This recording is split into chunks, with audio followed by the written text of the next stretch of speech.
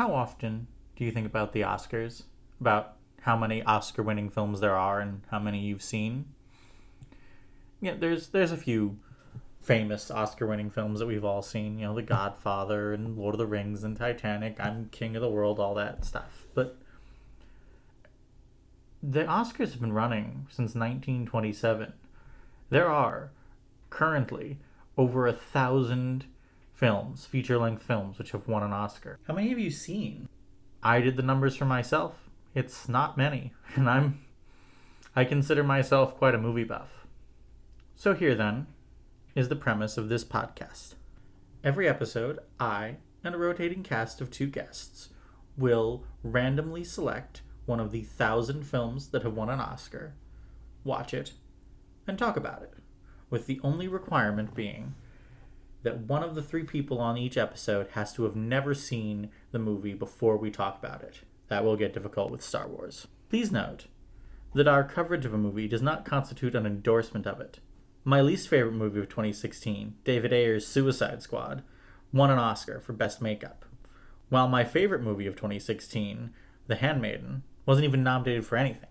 Please also note that our coverage of a movie is not a blanket endorsement of any or all of the people involved in it. A lot of terrible people have won Oscars. Kevin Spacey won an Oscar 20 years before he was outed as an abuser, and Roman Polanski won one 20 years after. But every film, good, bad, or in many cases mediocre, that has won an Oscar is an important part of film history just for being there. And they all, on some level, deserve a tiny bit of consideration, even if that consideration ends up concluding that it's garbage. And with all of that in mind, I am your host, as always, Ellie McConaughey, and with me today is River Lane. The fact that I didn't end this movie in a sobbing wreck, I think, is proof that therapy is working. Addie Greenberg Sud. I too can be Kung Fu. And Matt the Movie Guy. Yes, we are breaking the format for once. You think you've seen them all, and then you see just something that absolutely melts your face. And no, I'm not talking about The Matrix. And we are here today to talk about Everything, Everywhere, All at Once, the 2022 Daniels film that won Best Picture, Best Director, Best Actress, Best Supporting Actor, Best Supporting Actress, Best Original Screenplay, and Best Film Editing at the 95th Academy Awards. Which, honestly, I don't know. River, how old are you again? 24. I turned 25 by the time this episode probably comes out. Okay, so I was making a joke about your age right there. I apologize. No, I don't. You make jokes about my age all the time. What am I talking about? I just say things and it's automatically a joke about everyone's age. I hate you, but I also love you. I was gonna say, I don't remember if how many people were there for the hype cycle on this movie. I was actually, I know that I was it got a bunch of awards and then won everything. I was still there's no way the Oscars are given this much shit to this movie, and then they fucking did. Then they just fucking did it. It deserved every single one. I remember when I first saw it, which we might get into in a second in more detail, but I was like, even if this gets looked over, this is a movie that we're going to be talking about forever. Mm-hmm. And then it didn't, and here we are. I think this is maybe my pick for the movie that most deserved the Oscars it won ever, of all time. Not even Return of the King? Man. Yeah, what are you kidding? Yes. There is no part of this oh god. All right, I don't have to. I can't. I'll wait my turn. Remember what is my tattoo in Addie? What language? It's in Cinderella, right? Cinderin? It's in Quenya. You fucking nerds! I actually think the lettering is in Tangwar, but I translated it into Quenya. So keep that in mind when I say that. That's fair. That's fair. And I'm not going to say that it didn't deserve its wins, but this is a movie that is so tight. Every single there isn't a wasted second of film. Everything is it's a Rube Goldberg of Chekhov's guns, and Mm. it's just so much. Everything that you see is going to get used, and everything that gets used is something that was previously shown to you, so that you would have like some concept that something was coming. And then just like the way things get used is increasingly hyper real in a way that I don't think there are no moments that I think that this movie could do without. And I don't think that any additional film would make this film any better. I think this film is just the absolute perfect construction. It is a puzzle piece and it is gorgeous. I might have cut the extended sequence where what's her name comes back to use her fucking Pomeranian as a ball and chain. Now that rule, Jenny Slate is a walk-on cameo. Debbie the dog mom. Yeah. I just that ruled. I was like, you would think like this. Just I'm hesitant to call her a Karen. Just this busybody of a human being would just have one scene and it's like, oh look, Jenny Slate, somebody we know, and then she comes back with the Pomeranian and that whole thing happens. It's just and it makes it the fact that the dog looks kind of like a toy. The fact that Looks exactly like a toy. it's the same. It's it handshake the dog from Labyrinth. We picked this specific breed because we knew we were going to have to turn it into a thing to move in ways unethical for animals. So I think the thing that is actually great about that scene is that it absolutely does not even pretend to be a real dog when she's throwing it. It Exactly. is just a toy, and you're like, okay, it is the one moment where you do not want this to look real.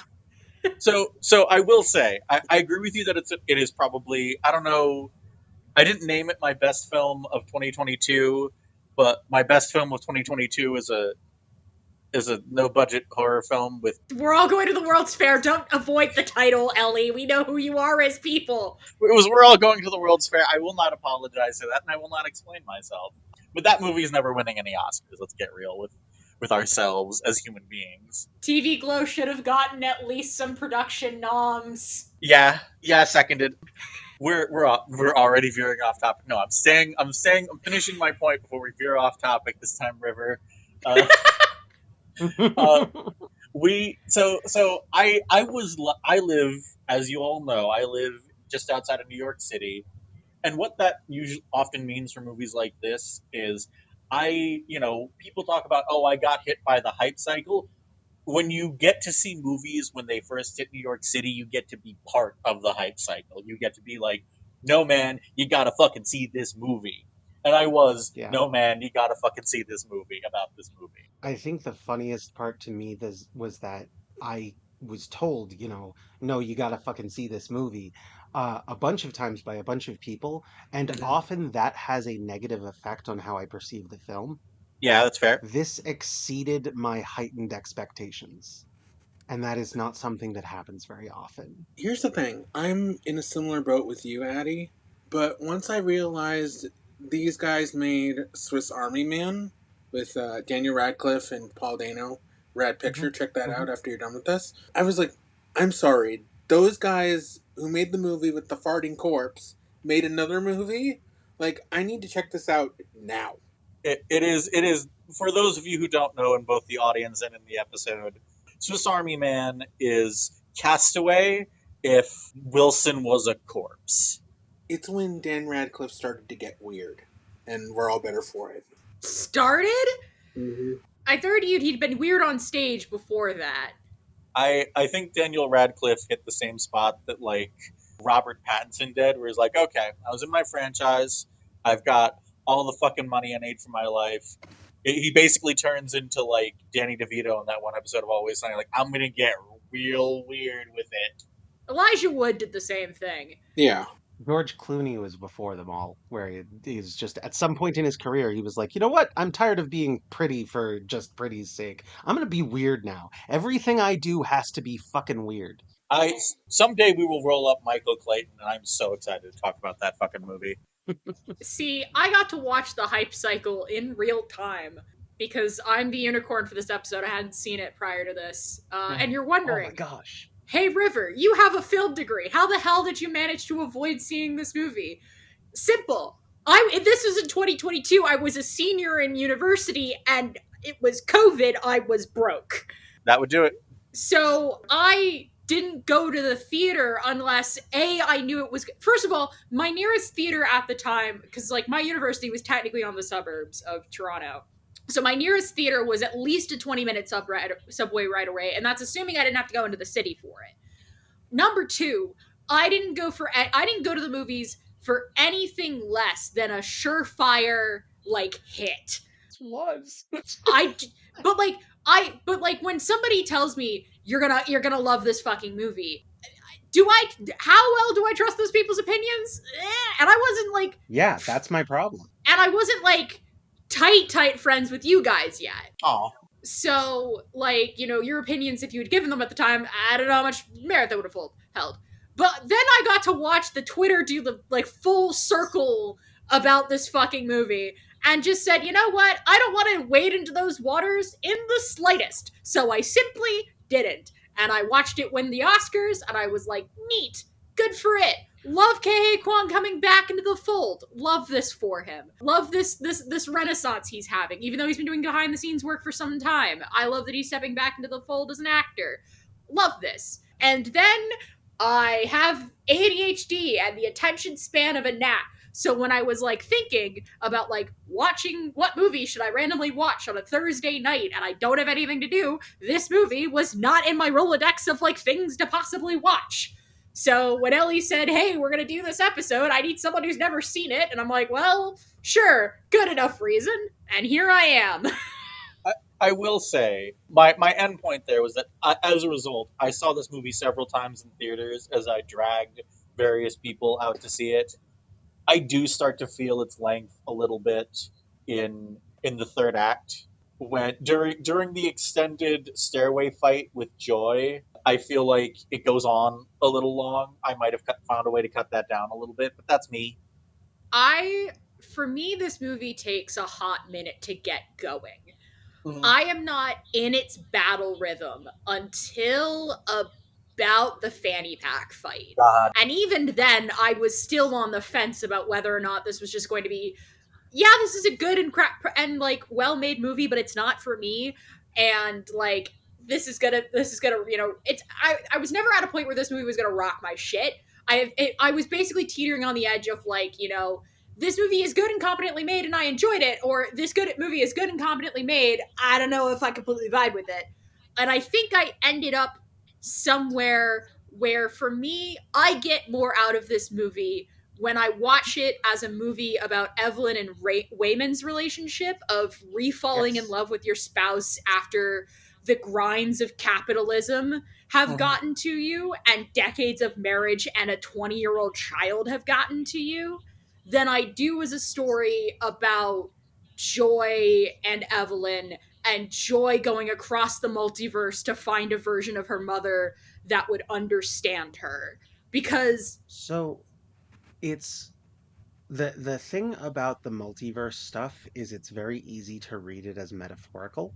Um and that doesn't mean it doesn't matter. I'm very, very strong on this position that like just because a journey is happening in someone's head or could be read that way does not mean it's not important. What is important is the character's feelings and their emotional journey. So when you're talking about the way that this goes, there's two really big relationships that we're trying to learn about, and both of them is what is Evelyn doing that is fucking this up? And with Evelyn and Waymond, it's that she doesn't notice how fucking cool he is. How fucking cool her Waymond is, not Alpha Waymond, but hers, because he's amazing. He's constantly de-escalating. He's constantly empathetic. He is just radically kind. And that is the lesson she needs to learn from him. And then the lesson that she needs to learn from Joy is actually about her own trauma from Gong Gong.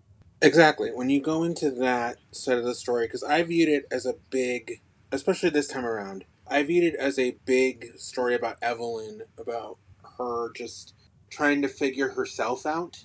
And it's Mhm. because we have that moment of her saying, like, oh, I was a movie star, I was this, and then Alpha Wayman practically slapping her and saying, you know, you need to, like, you need to focus, or else you're going to go insane and die, or something worse. And when you view it as a story about Evelyn just trying to find herself, I feel like that's something a lot of people miss because of the stuff going on with Joy and Waymond and the multiverse. But when you view it like that, it's probably its most empathetic version of itself, and I dig that.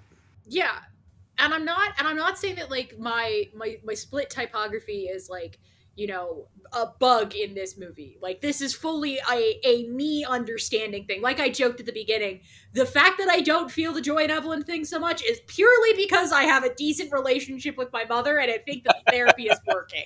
Like, Great. That's wonderful. well, yeah, like I told, like I literally I texted my mom after this movie. I was just sitting there and I was like, "Hey, I love you. I'm sorry I'm a bit much sometimes, but I'm trying." And she literally texted me back. She's like, "You're not too much. I just wish you'd be kinder to yourself." Yes, correct. Oh, Aw, that's So like that's what amazing. I mean when I say that like my relationship with my mother is too good for this movie. That's the thing. Like, one of the things I found talking about this movie is like it's got.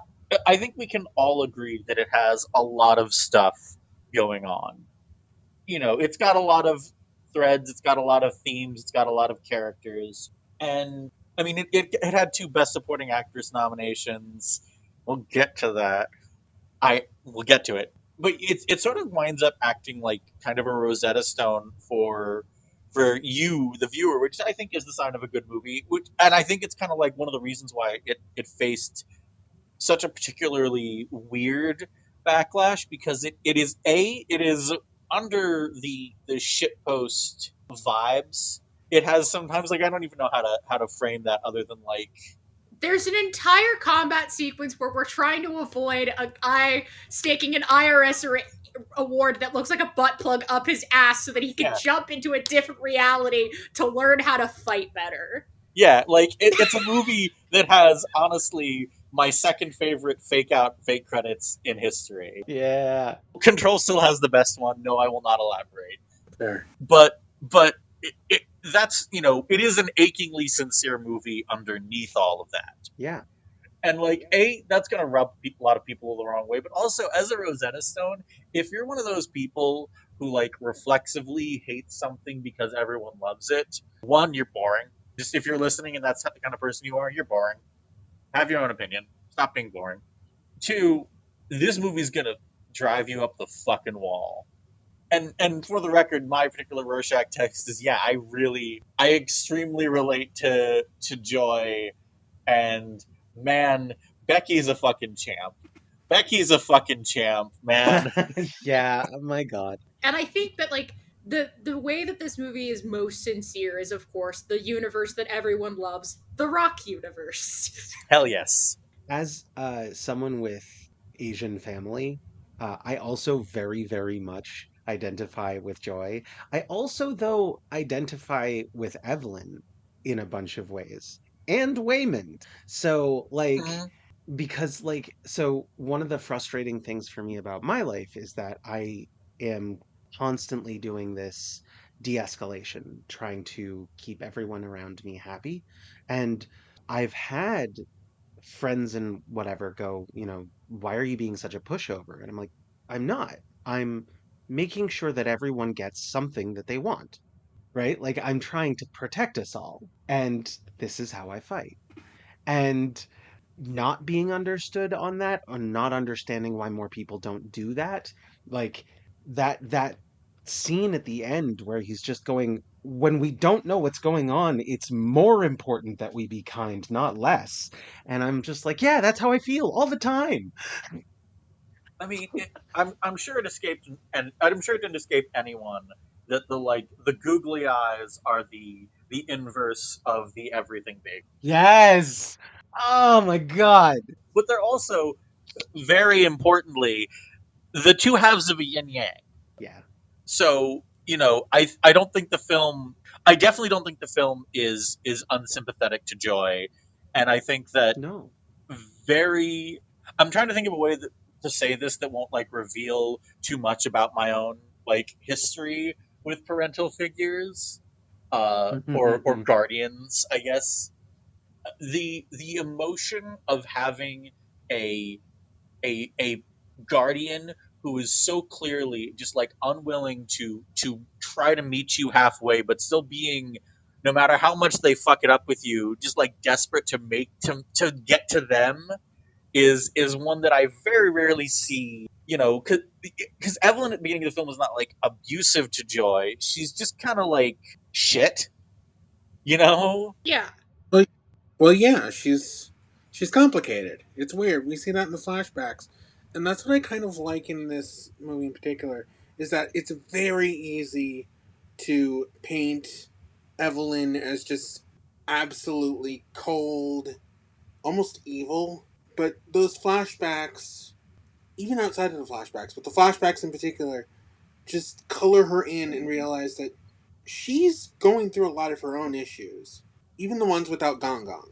Yeah, she's got the generational trauma. Can I, just before we move on, But I want to jump back to what Ellie said a second ago, that she's not abusive. And I do think that I want to say, like, the way that Evelyn is not listening and, in fact, like, denying who Joy is and shutting her down is emotionally abusive. It may not be intentional. It is not coming from a place of hostility or of something else. It's just that there is no empathy because she is not taking the time to see her daughter. That is an abusive situation. It is not one that is like, we need to get CPS involved, but it's also incredibly common. And I think that people forget how much it hurts when somebody looks at you, they've known you your whole life, and they don't see you because they just refuse. So I'm in the same boat there, and I'm saying that physical abuse and emotional abuse and and that sort of thing are two sides of the same coin, and I yeah, get both. And in this case, we're talking about emotional abuse. I don't think that it was ever implied that anyone raised a hand to Joy. no, I agree. I agree. I was just saying, like, I don't. I have trouble identifying emotional abuse when it happens because, like, it's. I don't know. It might be one of the reasons why I relate to Joy so heavily because even if that relationship is toxic, it's very clearly one she's trying extremely hard to to Maintain. salvage. So the Uh, other part here is that a lot of people go, well, it's not like they hit me. I'm probably fine. My relationship was probably not abusive with my parents or whatever. And they're probably underselling the things that traumatized them. yeah, They're probably not. And again, abuse does not require intent. I don't think the character of Evelyn Wong wanted to hurt her daughter. I think she wanted to control her own life and forgot that the people around her aren't living her life. I quite like on that note the moment when Joy is leaving the first time when she's basically like, okay, fuck this, I can't be here right now. And Evelyn comes out and like is visibly trying to find something she thinks will be good to say in that moment and just Hmm. utterly fucks it up. Just fails. Yeah, it's it gets weird really quickly. There, yeah, I think that that relationship read to me as incredibly real. Hmm. And it comes from like the expectations of I have Indian parents, or rather my father is Indian, and so I have a lot of like, I always had a ton of expectation there about how I'm supposed to look and dress and interact with the world, what I'm allowed to do for a living, what I'm allowed to, you know, you know, I always got the feeling that my friends weren't good enough for my dad because he would look at them and go, they're weird. Why are they weird? Why are you hanging out with the weird people? And I would go, I'm a weird person, Dad. Like, But we love you. Oh, that's why. yeah. Meanwhile, I am that weird friend, as I mentioned on the Turning Red episode, because again, if I had a nickel for every Hmm. Asian American movie about generational trauma that came out in 2022 with a fantastical leaning and James Hong, I'd have 2 nickels. We love James Hong in this house. We will hear not a word against him. True, but I am the weird friend. I am the friend whose parent who goes over, and I can make a good enough impression. But I've had people tell me on the sly of like they don't really like you, and I'm like that's fine as long as you still like me. That's what matters. I was always everybody. Every one of my friends' parents loved me. My parents didn't like any of my friends. Well, no, sorry. My mom was fine. My mom was fine. Just my dad was so judgy. My parents pretty much like the friends that I had when I was a kid, give or take some like one of my friends had semi-diagnosed ADHD and had a tendency towards filler words, so that is how my dad remembered her. But that's how my dad remembered them. But that's neither here nor there. No, I was raised by vastly liberal parents. I had my parents had the general vibe of so long as you don't get yourself hurt, do whatever the fuck you want. You have never given us a reason to distrust you. And when I learned how to swear, I was not perfect at managing when to do it, and had a tendency to do it when parents were still in the room. You shouldn't fucking swear. Yeah, so I am the way I put it is that and in one of my friends' cases I'm a woman, or put that in air quotes, liberal. So automatically the sign of the devil. But yeah, so for me, like Evelyn is suffering from the multi-generational trauma pain train and can't help but pass it down because she hasn't unlearned her own shit. Everyone go to fucking therapy so you don't pass it on to your kids behind you. And also always think about what you're doing and how that affects other people. The Yeah. empathy is the important part. Yeah. And she never learned how to apologize to her kids because no one's ever apologized to her. And bitch is screwed into the ceiling and trying to deal with shit life under capitalism. Like if there is anything I am diagnosing Evelyn with, outside of at one point the Daniels wanted to give her ADHD and then realized shit, I have ADHD, which king behavior. She absolutely still has ADHD. She That is the only. absolutely still has ADHD, but she has undiagnosed, unmedicated ADHD in the late stage capitalism, which I can tell you are 2 ingredients that do not mix well. So there is a layer of shit life syndrome, and like $1,000 in everyone's pockets would improve them just a little. I mean, like that is if we. So I am. You can absolutely read all the multiverse stuff as as either happening in Evelyn's head or being like a metaphor for what's really happening. I have read a lot of. To be clear, I'm not saying that I think that that's exactly how it should be read. I don't think it's important, actually. I think the journey is what's important. I 100% agree with Addie. The multiverse stuff isn't real because none of it's real. It's a movie. I'm Right. just Yes. I'm acknowledging that interpretation. That's usually the one where you read the everything bagel and the subsequent fight as like Evelyn talking Joy down from a suicide attempt, which is not what happens. But my point is that like in that context, the alternate universes, the alternate life paths spawning alternate universe become like a symptom of fairly severe undiagnosed ADHD. You are distracted by the choices you could have made. I Yeah. once watched my work wife, who has fairly severe ADHD, get up in the middle of their own sentence and go, "I want a pizza," and walk away before realizing they'd stop talking mid sentence. Exactly, because when we think about the alternate life path situations, it's extreme. Like there are extreme parallels between Evelyn, the business owner, in the first reality, between Evelyn, the movie star, in the second reality, and then we get like third and fourth realities that are like where she's a famous singer that's kind of related to the movie star thing, but not really.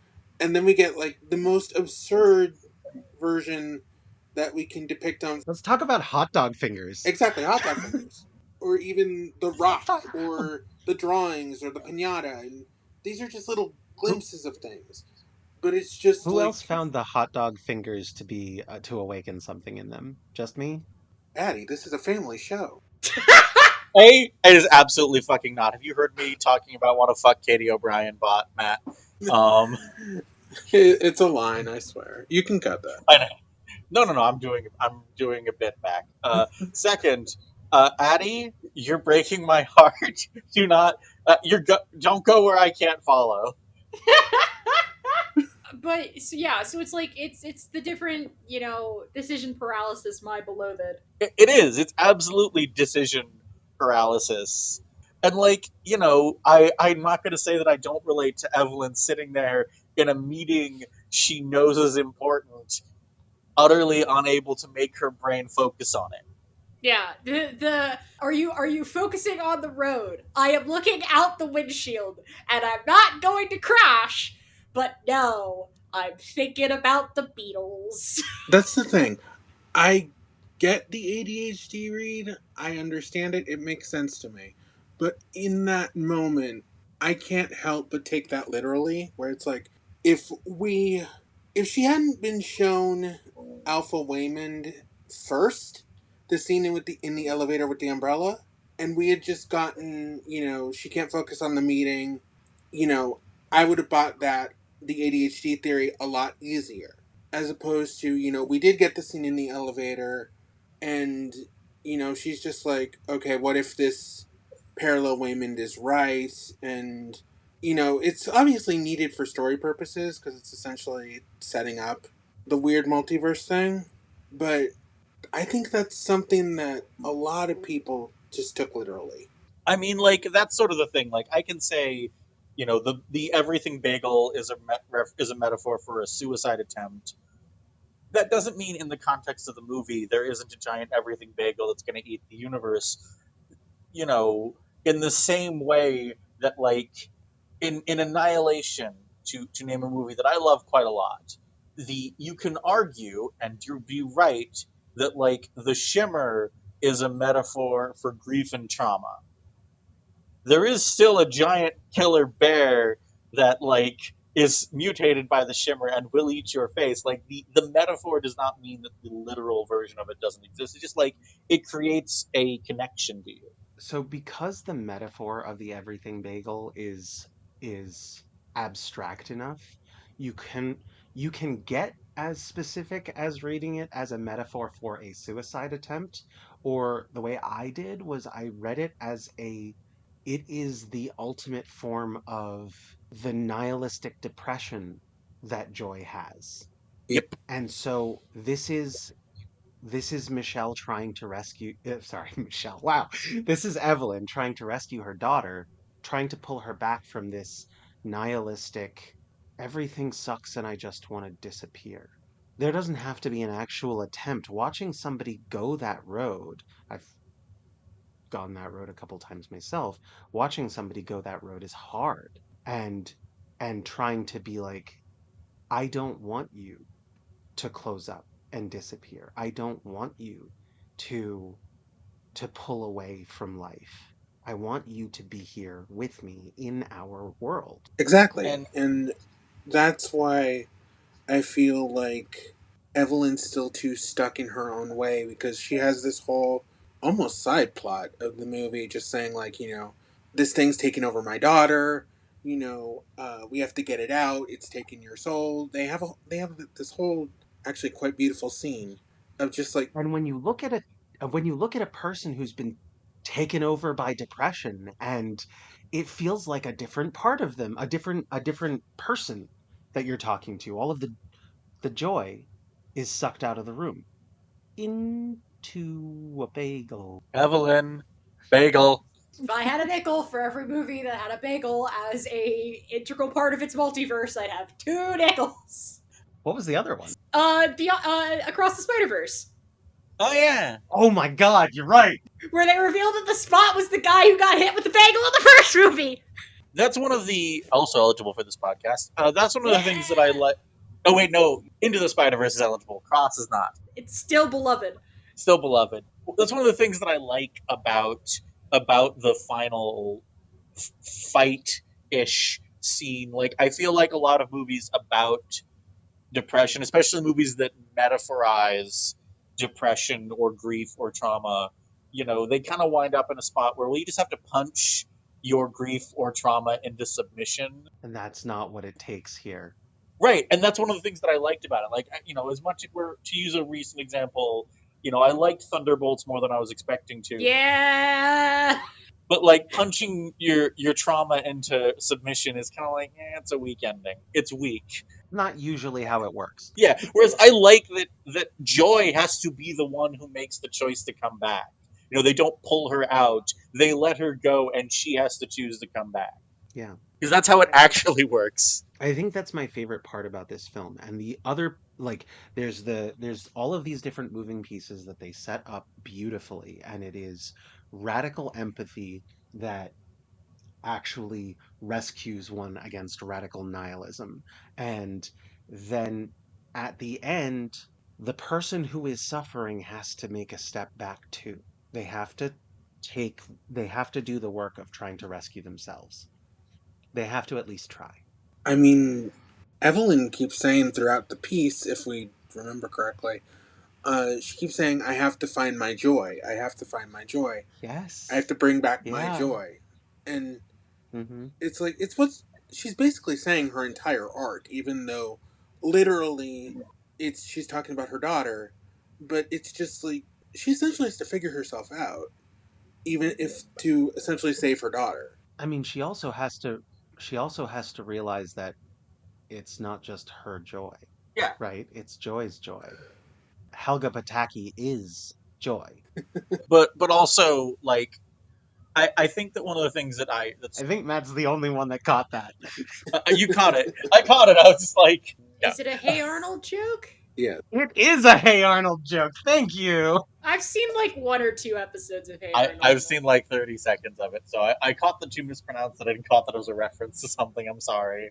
When we get off the mic, I'll tell you what it means. But Okay. It was obtuse. I'm sorry. No, brain, work with me here.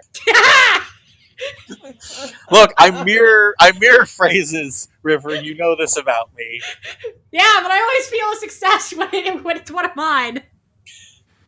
You totally derailed it again. Speaking of ADHD.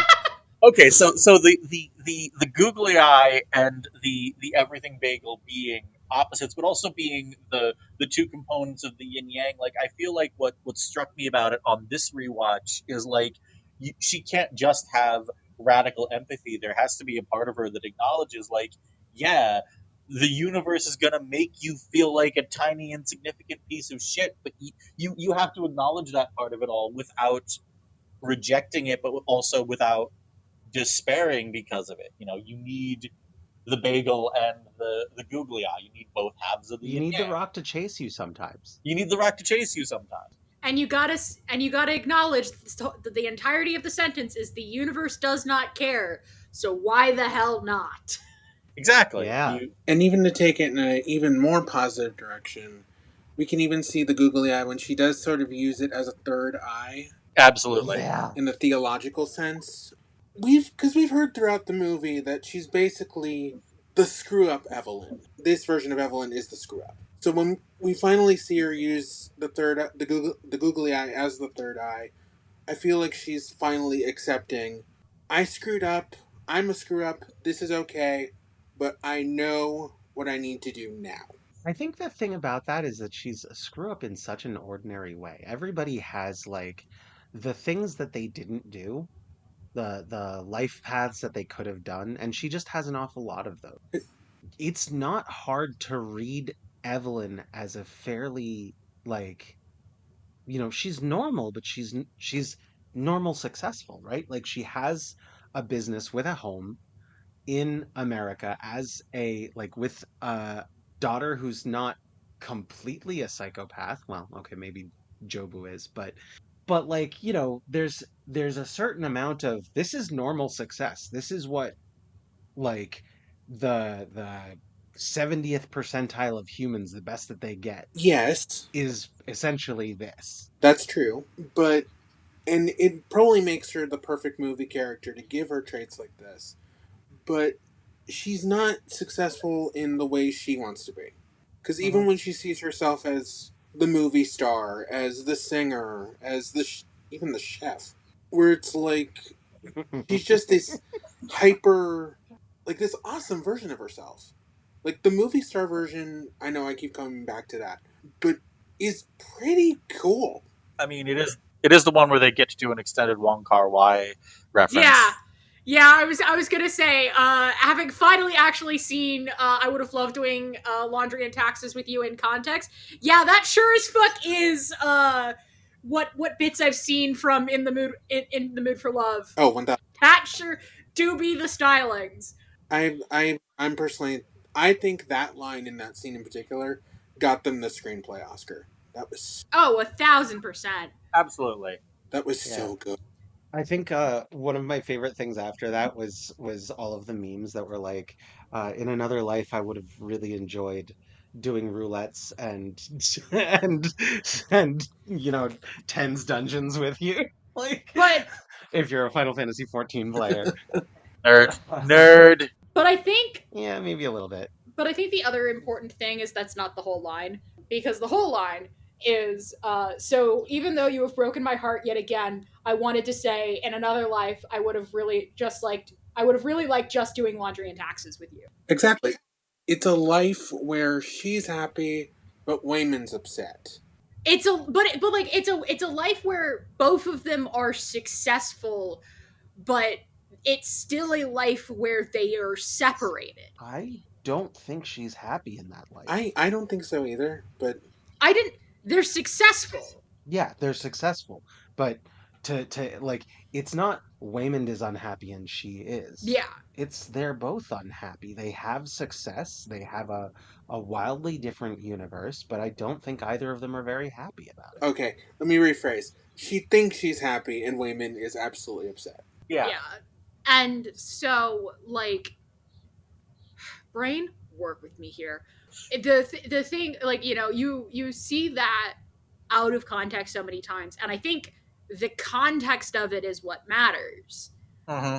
and sort of like anchors it as like, yeah, this is part of the emotional core of the film, because it is the ending line of Wayman's whole speech explaining why his kindness is not naivete. It is, I have been on this earth the same number of days as you have. This is my way of fighting. Yeah, it is the ending of that speech, and I think that's like what's important, in addition to it being a banger ass memeable as hell, said by Kehe Kwang at his best line. That speech definitely is what got him the Oscar.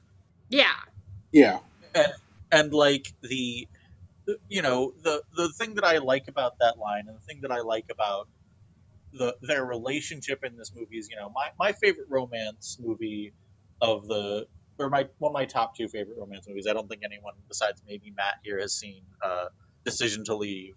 Quite the fucking movie. Some of my favorite romance movies of the last like 5 years is Love Lies Bleeding, a romance that has a body count, and like that's exciting and that's interesting and that's romantic, but like most romances that you and I or me and River or anyone is gonna have are just gonna be laundry and taxes, and like being able to exist as that and still be happy as that without having to fucking strangle someone in the back of a truck for your romance.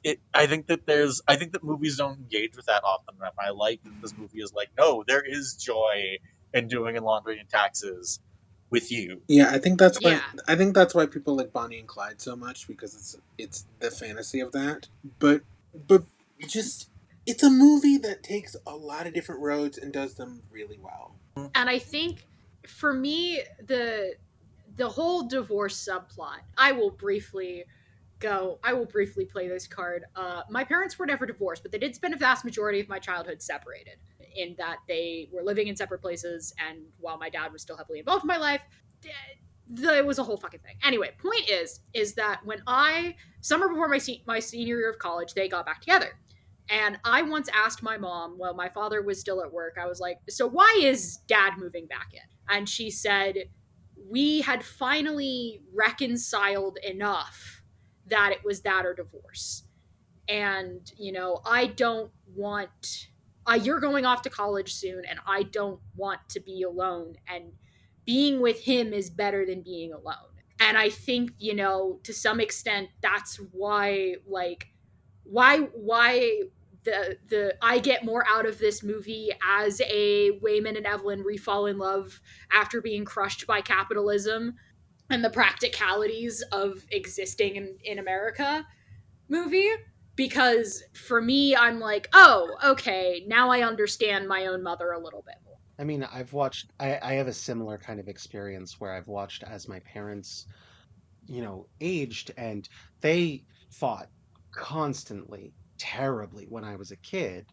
But as we've all gotten older, and then all of their kids moved out, my brothers and I all moved out, and then my older brother had his own kids, both mellowed and became friends again. There are so many conversations I want to have with the both of you off mic. That's it's so also like my comments on my parents, like they have a lot of problems. I love my parents dearly. Yeah, I'm not, even when I'm criticizing my dad, I need everybody listening to understand that I have a good relationship with my father, and he has done better by me than his father did by him, and I love him for that. So, I'm not saying that this is like, I don't want anybody to, get the idea that I was hugely messed up. They're just ordinary people, and ordinary people fuck up yeah, sometimes, and sometimes it hurts. yeah. I am the embodiment of that one audio where it's like, I'm not fucking love my parents. Um, I mean, like my parents split up when I was 12, which is like I understand that they had to do that for them, and that's fine. That is like worst possible fucking time to split up for your kid. They are just starting to figure out what romance is, and like, ah, okay. Oh, romance is dead. I see. But I'm not one of those people. I've never been one of those people who was like, I would rather be with someone I don't care particularly about than be alone. I am actually perfectly comfortable being alone. So like, and I say that I have of the four members of my family's generation, I have the longest running relationship. So guess I must enjoy doing laundry and taxes with Zandy. I guess I'll just say. yeah. Uh, Oh, To completely divert from the emotional core of this movie, can I really say that I like the multiverse mechanics? they're fun. Yeah, Are they absolutely. the most shit posty aspect of this movie? Yes. I love them. Does it involve a, like, basically an LOL random to jump multiverses? Uh, Yes. I, Yes. like it literally says in the script, like the less if it made more sense, you wouldn't. If it made more sense, you wouldn't buy it. Yeah. Basically, it's not supposed to it, make sense. it's one of those things where like I, as a 35-year-old deeply cynical woman, can like can look at them doing that on this watch through and go, okay, they absolutely invented that mechanic as an excuse to have their actors do extended physical comedy bits leading into the fight scene, or even as we saw in with the trophy scene during the fight scenes. I But mean, is that not Jackie Chan's entire brand? Is that not literally every like two or three Jackie Chan movies? you know what? Those physical comedy bits they do before and during the fight scenes are very funny. Hmm. This movie is the one of the biggest Oscar. It has the big award, possibly one of the biggest awards in all of film history, and it has a scene between two security guards and Michelle Yeoh, where both of those security guards essentially have butt plugs There's a inside of them. guy doing a fight scene with his dick out. I mean, like it's a you mentioned that it has like the biggest awards. It is best actor away from all of you know what, fuck best actor. It has all of the above the line awards it was eligible for. Question, Answer. because I had to watch this movie on Tubi. I'm assuming one of you owns it. No. Yes. I do. Okay. Yes. Is the security guard who first shows up with his pants fully down, is his dick glitched out in all of them, or is it just because I was watching it on Tubi? No. Yes. Yeah, it was glitched out It's in the glitched theater. out. Got it. Okay. I figured. I just wanted to double check. Which, let's be 100 emoji.gov, that's funnier. It is funnier. It is immensely funnier. I just wanted to make sure it wasn't some like streaming censorship bullshit. Now, as somebody who's really against censorship, I feel like when you use a bleep or a glitch in the right way, it can make the joke Yeah, funnier. it's the swearing glitch from Scott Pilgrim. Or even like that bit Jimmy Kimmel does, where they swear or they pretend to swear and they bleep them in wrong places. But what hit me on like looking at this movie at the Oscars, and we will talk. I have to talk about the supporting actress role when in a moment, but I will get there. Is like this was an extremely strong year at the Oscars. This did not beat nothing. We had Tar, we had Banshees of Inner Sharon, we had women talking, we had fucking The Fablemans. It was a good year at the Oscars. Yeah, it was. We had this is the year Guillermo del Toro won Best Animated. God, that movie fucking rocks. I also have not seen that either. That's a great fucking. That's a great fucking movie. Good picture. A lot of those movies are really great. And then there's Best Actor winner, previous episode, The Whale. This concludes my sentence. So I'm aware of the Oscars habit of giving legacy wins. I'm aware that it is a Lifetime Achievement Award in this case. Jamie Lee Curtis over Stephanie Hsu. Oscars. Are you fucking kidding me? Are you fucking kidding me? What the fuck? Yeah. What the fuck? Yeah. Yeah. I can't defend it in either way. Because this is. That win was a win that. Yes, Jamie Lee Curtis is really good in the movie. Really good. She actually has great stunt work. But there's a lot of politics that go into that win. Whether or not she deserved it, which I think she did. I would not have. I would not have been angry to see Stephanie Hsu take it though. I think that Stephanie Hsu definitely deserved it more than her, just because Yeah. she had the final confrontation with Evelyn, especially the conversation in the parking lot. If she doesn't fucking show up, the movie collapses. Yeah. The movie fucking collapses without. That's the bleeding core. That's where it all comes together. I can't say that I would 100% have given it to either of them. I'm looking at the nominees right now, and I'm like, man, Carrie Condon. And Carrie Condon's. That was a great performance. She's. I mean, I would have given it to unrelated to Everything Everywhere. I would Academy. I know that we're in the middle of the Frasier, the Renaissance. What are we calling that thing? Brendan Fraser revival. Man, Colin Farrell's so fucking good in Banshees of Inisherin. Academy. What are you doing? I like my thing is that like Stephanie's performance kind of locks in during the cop confrontation and then just doesn't let up. Cause like once you get to see her as Jobu Tupaki, which God, you're just making sounds now. That is my second favorite joke behind Joy and Wayman cracking up about her inability to remember Ratatouille.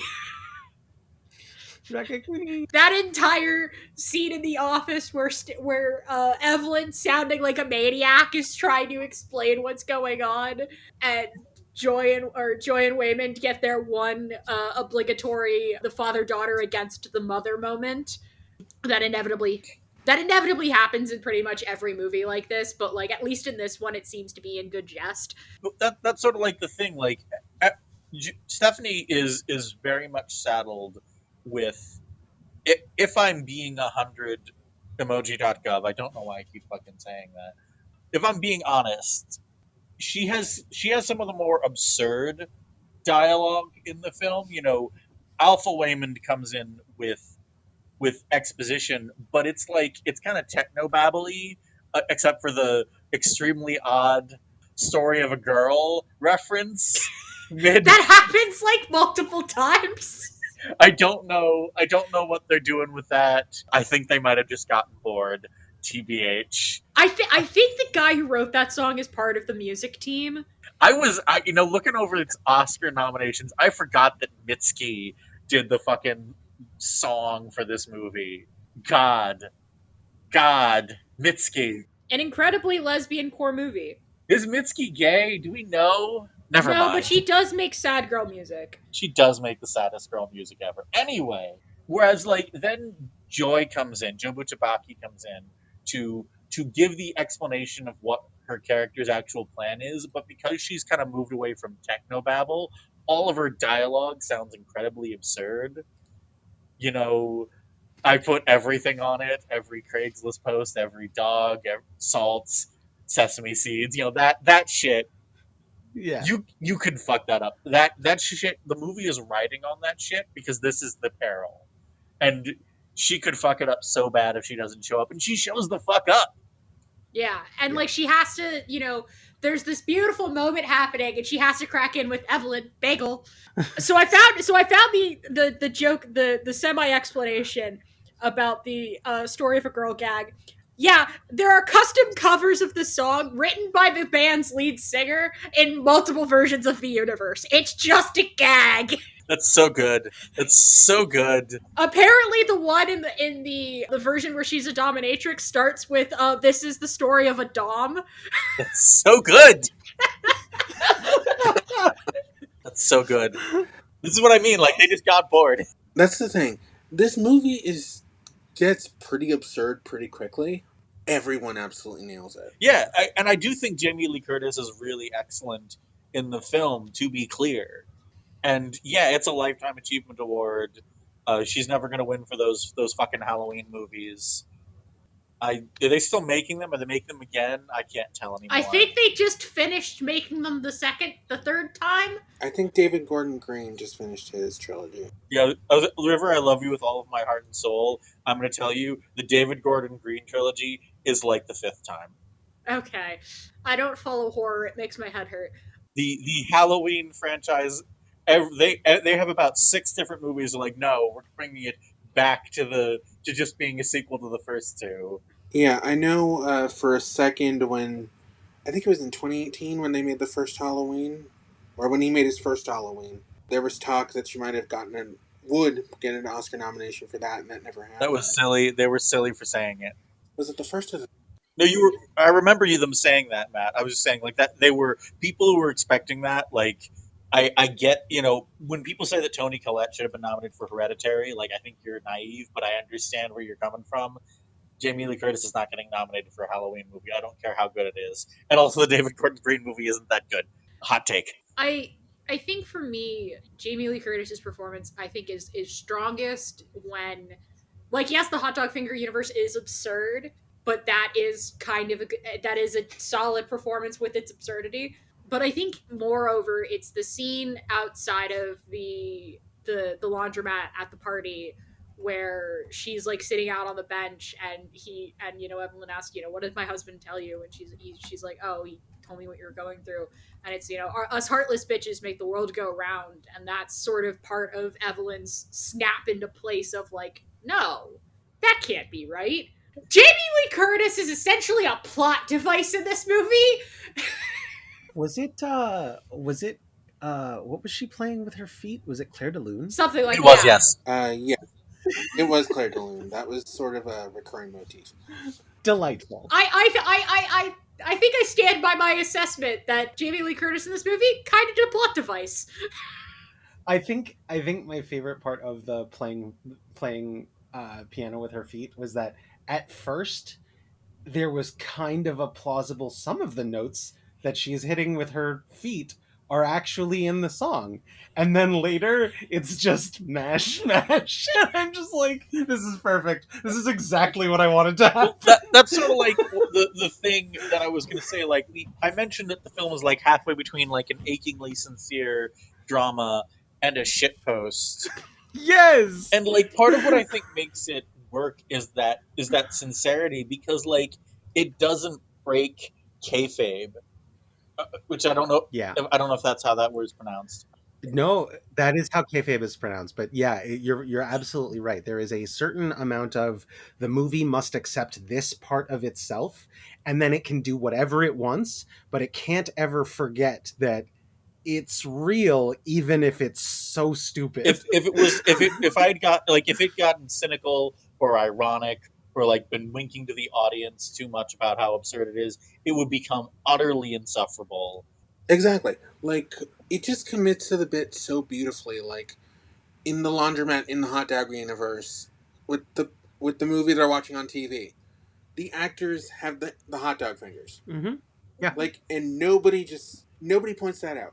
It's just this is the universe with the hot dog fingers. It just goes on as normal. You know, why not? They do, however, give a brief explanation as to why hot dog fingers became the predominant evolutionary. With an extended Yeah. 2001 reference. Yep. I do think that the other thing that might put the movie over the top is like for all that it is a deeply absurd film, man, the Daniels kind of highbrow taste. Yeah. It's a well shot, well edited, well directed film, man. When I wasn't certain if it was going to win all of the awards, like I was thinking, okay, might get, obviously Michelle Yeoh and Ke Huy Quan are going to take it 100%. I was still kind of expecting Tar to walk away with it, which would have been 100% fine with that too. Tar's extremely good. Do not. Here's the thing. I know the big question at the time was Michelle Yeoh versus Kate Blanchett, who's going to take it, and then looking back, the narrative was playing itself out for Michelle Yeoh. But the thing with Tar in particular, it wasn't. It was great, actually pretty great. But the thing that Kate Blanchett does to make Tar completely work is that she makes you think Tar is a real person. Like I had to stop that movie several times after they list her credits and things and whatever, and she's talking about herself, about how important she is. Where I had to Google her, and then I remembered, oh, this is a movie. That's Kate Blanchett. I mean, like that's sort of the thing. Like Tar, we're never going to get a chance to talk about Tar on the actual podcast because it didn't win anything. I did actually kind of like didn't think it was going to win because Tar is such a viscerally uncomfortable movie from beginning to end. Fair. Tar is also, not to be a peasant on Maine, Tar is the sort of movie that the Oscars love to suck the dick of. No, that's fair. And you're right. Like part of what makes Tar great is that you can believe that Kate Blanchett is really famous composer Lydia Tarr, but also like Lydia Tarr in the context of the movie is a fabrication Exactly. in multiple ways. Man, we're not talking about Tar. You got me. River, am I? You've been on the last 3 episodes. Am I good at getting off on tangents? Are they good? Is it easy to do that to me? Incredibly. We once went on a several minute rant about auteur theory and directors in an episode about the Muppet movie. Yes, we did. Love you too, River. More, my end point there was like, okay, but it's definitely walking away with some technicals, and the only technical it got was best film editing, and man, if it doesn't fucking deserve best film editing. Yeah. It's an excellently edited movie. When it wants you to pay attention to the edit, it pays attention, and when you don't have to worry about the edit, you're sucked in. Like the old adage of like the best editing is the one you don't notice. And I'm like, sometimes you can get some fun shit with some flashy editing. Edgar Wright has made an entire career out of it. I really love that shot when Joy is at the bar and she kind of like does the like ticking her fingers back and forth, looking at different universes, and like that is such a show offy moment. But Yeah, man, that fucking rules. You know what? Sometimes shit can just slap. yeah. That is my hot take. Yeah. We are not immune. We are not immune to rule of cool in this house.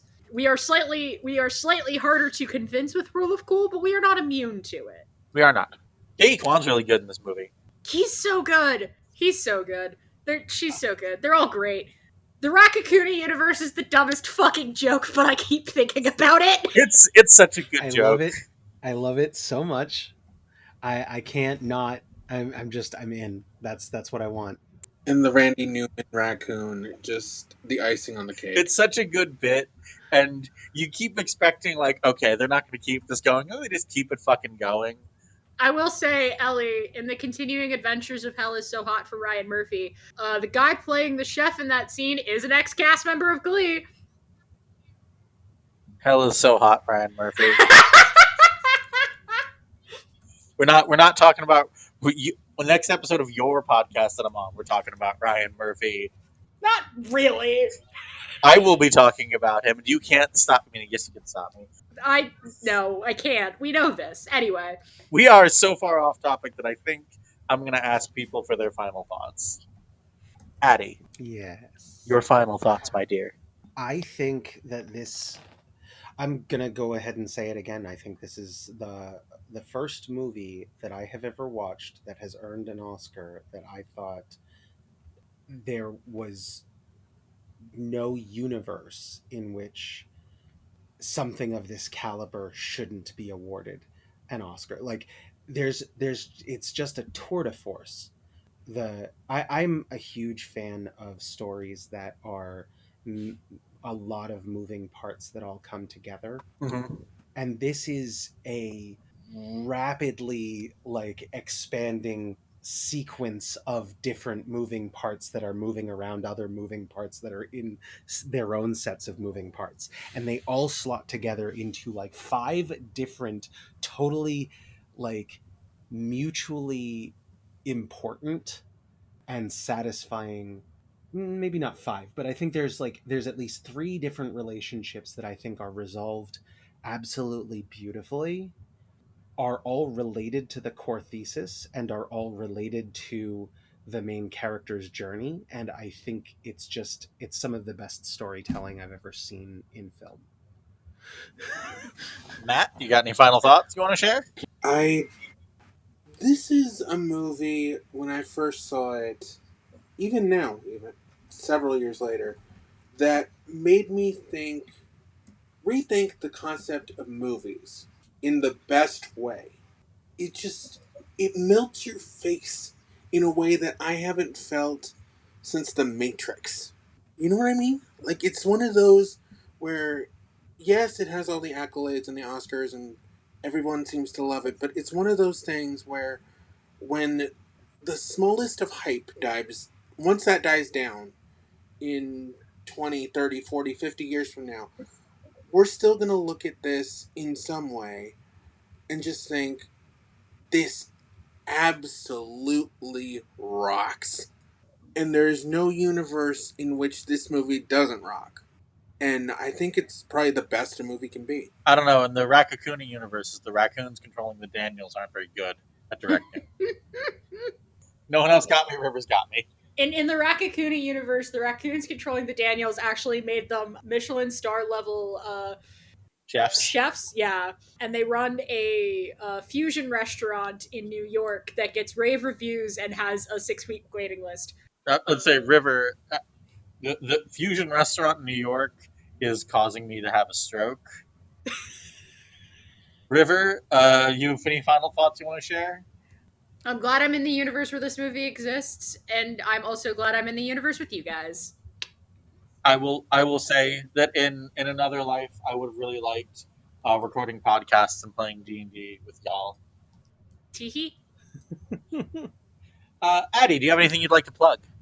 Yes, I am back to my normal Twitch tabletop game with Faye Umbria, and that is every approximately 3 weeks. I'm also going to be in an upcoming game on Tipsy Tables, so look for that. And eventually, I'll be joining the Duskfen crew Ooh. for adventures there. So yeah, I'm doing a lot of tabletop these days, and I'll also be on 6 Degrees of Star Wars coming soon. Matt, do you have anything you'd like to plug? Yeah. So you might have heard me plug this 1,000 times, but some friends and I wrote a series that we're trying to produce called Dear Natty, about a college student who fronts a rock band. She falls in love, she makes friends, but she also meets a girl that has a lot more to her than what meets the eye. and we're trying to produce it and raise money. So if you click in the link down below, you can check us out. Check about more of what the series is about. I'm sorry, I might be flipping between universes right now. Throw us a couple bucks, see what happens. Maybe you could be a part of the thing in this universe where we get to make the thing. River, would you have anything you would like to plug? You can find me on Blue Sky at Dreams Rebel. You can find me on my own blog at vlog.filmlion.online. And you can find me as the host of The Straights Aren't All Right, a podcast where I gather a bunch of queers together, make them watch straight rom coms, and try to answer the question, are the straights like okay? By the time this episode goes out, our next episode should theoretically be edited and out, but 50-50 on that. We are doing High School Musical too, though. You can listen to our back catalog. It's a fun time. They recruited me for that one. Very excited. Very excited. Never seen anything High School Musical related. I forgot. Can I add two things to my thing? Fire away. I'm gonna be talking about The Witch from Mercury Yes! with you on in each retelling coming soon. That we are. So that's a great one. The Witch from Mercury is another piece of media that I absolutely freaking adore. So yeah, and then you can also find me on my Blue Sky at pigsflu.com. As always, you can find me, Ellie, on Tumblr at Football in Tuxedos with dashes between the words. You can find me on Blue Sky, Medium, and Letterboxd at LSR42. And you can find this podcast on Blue Sky at Biggest Night Pod. We are available on both Spotify and YouTube. And if you follow us on YouTube, be sure to give us a subscribe, maybe like and comment on the videos so that you can tell me which parts you like and which parts you don't. And that's it for our episode on Everything Everywhere All at Once. But Pride Month rolls on despite the everything outside. And for our next Pride Month episode, we are in fact going back to the 70s for the 1978 Neil Simon film California Suite. We hope to see you. No, don't look up who's in it. Don't look up the cat. God damn it. Well, I hope to see you there anyway. Pride Month will continue until morale improves.